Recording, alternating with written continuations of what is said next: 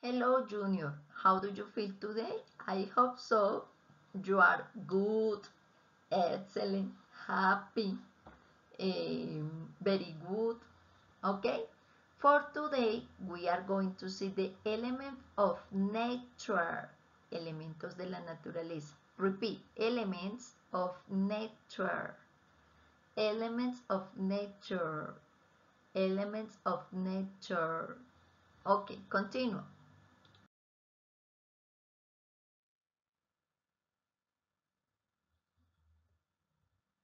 The tree is big. The sun is Chinese. El árbol es grande. Repeat in English, please. The tree, look at the tree. The tree is big. Look at the sun. The sun is the sun Chinese. Chinese. El sol brilla. The tree is big. The sun Chinese. Look at the sun. The sun Chinese. Okay, continue.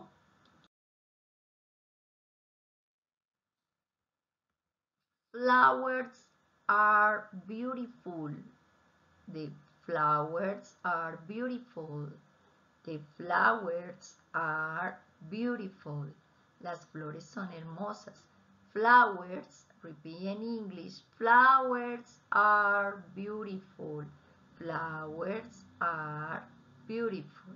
Okay, students, remember, sun, sol, tree, árbol, flowers, flores. Ahora, en English, lo vas a decir en inglés. Tree, sun, tree, sun, flowers. The tree is big. The tree is big. Repeat and memorize. The tree is big. The sun's Chinese. Flowers are beautiful. Okay, students, continue. Okay, the activity is draw the elements of nature on a pieces of paper. Vamos a dibujar los elementos de la naturaleza en una hoja. Draw and color it. The tree, the sun, and flowers. Okay, bye bye students.